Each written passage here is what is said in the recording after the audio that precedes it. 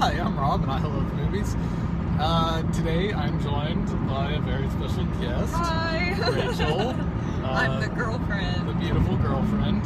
Whatever. And today, we are going to be talking about Avengers, Age of Ultron.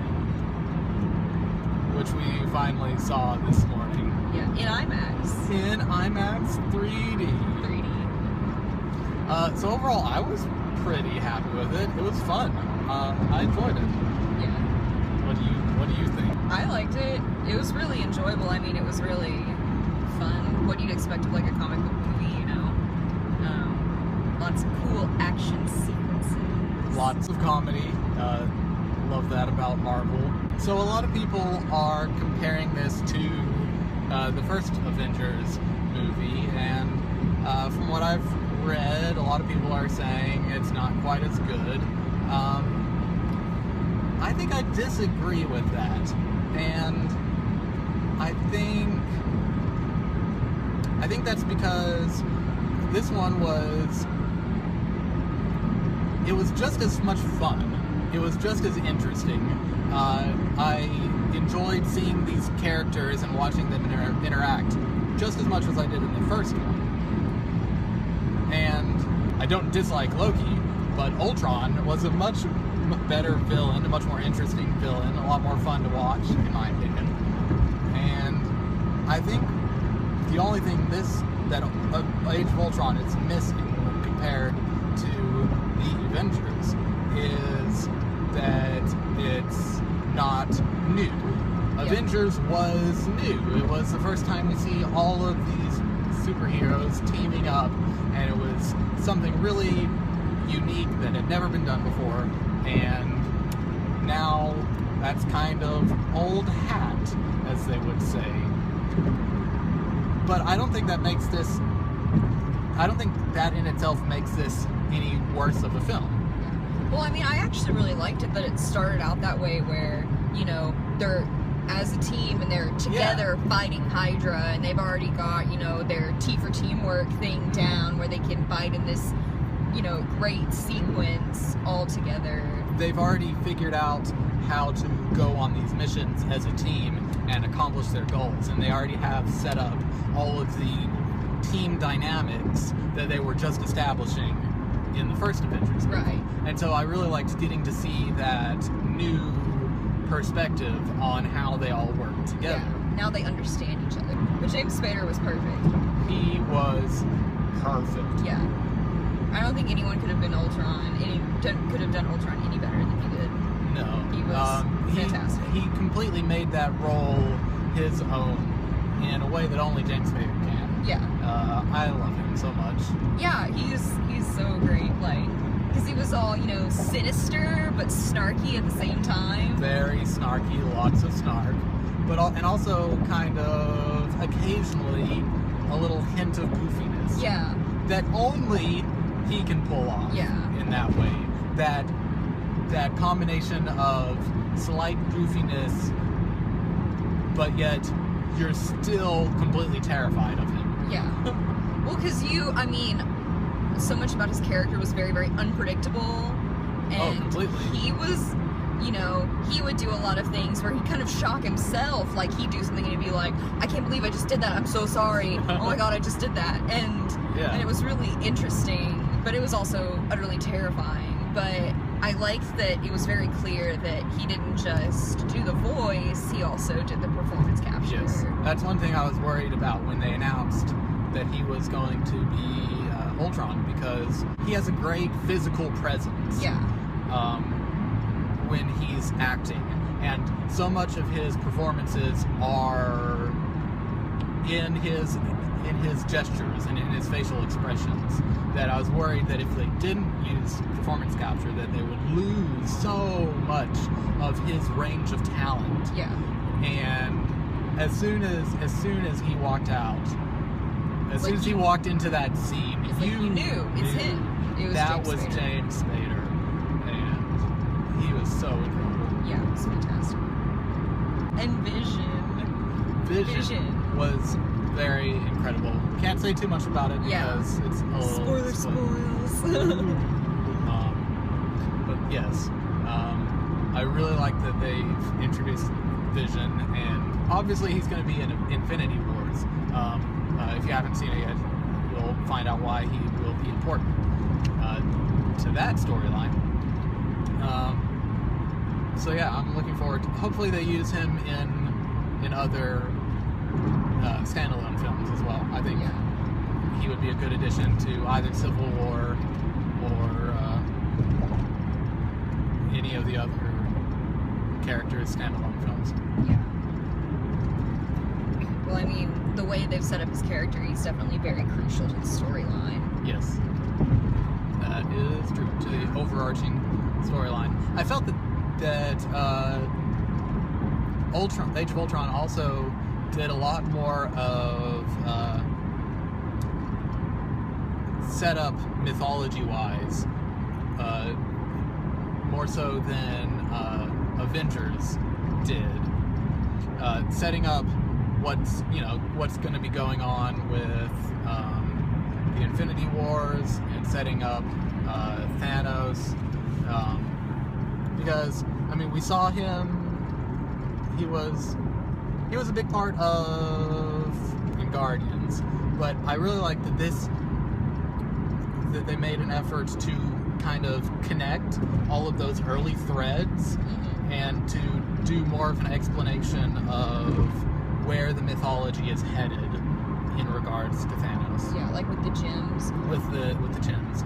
Well, especially since, I mean, I know when I initially heard that there was going to be Age of Ultron, and knowing about Thanos in the first film, because really all that we knew about anything that was going on with the whole huge plot of all the films was Thanos in the end of the first film, the end of the first Avengers, and, you know, we didn't really know, like, what's going to happen. In Age of Ultron, I was kind of like, it's some robot? What does this have to do with anything? And it really did help set up the mythology a lot more than I expected, so it was definitely very helpful. And I don't think it felt too forced either. No, it definitely didn't. I think we should talk about the twins now. Okay. Scarlet Witch and Quicksilver. So, first of all... Not they were referred to as Scarlet Witch and Quicksilver. True. First of all, their accents are just awful. They're terrible. They were sometimes okay, but they were mostly just not okay, in my opinion. I'm sorry you feel that way. Other than their accents. I liked that they were included. They're definitely interesting characters, and so it was cool to get to see them in the film.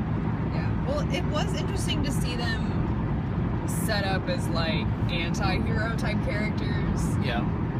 Kind of from the beginning, but that they're really given, like, we understand their backstory from the beginning, so it's not really like, oh, they're just part of this evil organization to be evil. It's like they have a reason why they're in Hydra, why they decided to be experimented on.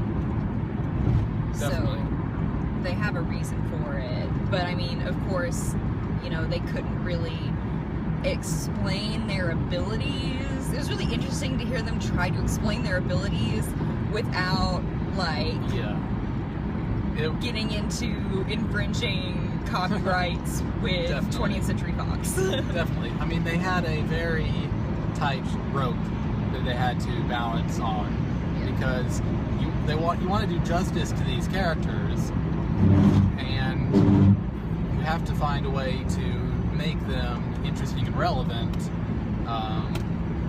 while staying as true as they can to the original characters. And obviously they can't go into who they are according to the comic canon, and they can't go into their backstory and how they have abilities. But the explanation that they gave, I thought it worked well within the MCU. Yeah. So what was your favorite part of the film? My favorite Without part? going into spoilers.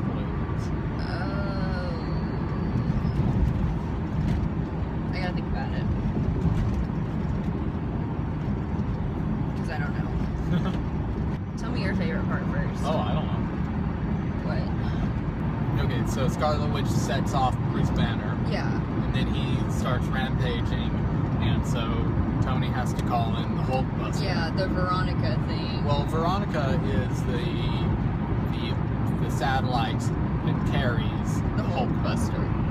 And so he had to call down Veronica to bring him the Hulkbuster, which I thought was a really interesting way to set that up, having it in orbit.